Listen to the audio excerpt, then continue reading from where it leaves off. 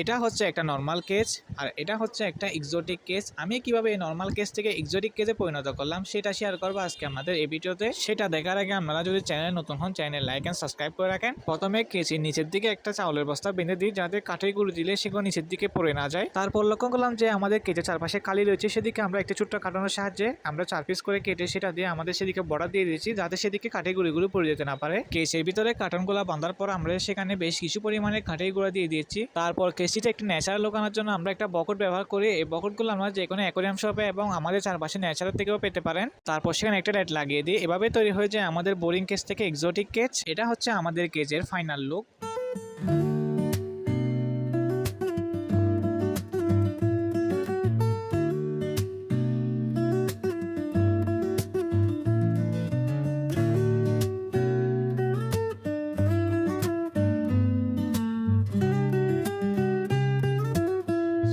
আমরা চাইলে কেজের ভিতরে ছোটখাটো যে কোনো অ্যানিমাল বা বার্ডস পালন করতে পারেন। আমরা এখানে কি পালন করবো সেই ভিডিও দেখতে হলে আমার চ্যানেল লাইক কমেন্ট শেয়ার করে অবশ্যই সাবস্ক্রাইব করে রাখেন। দেখা হচ্ছে পরবর্তী ভিডিওতে। আল্লাহ হাফেজ।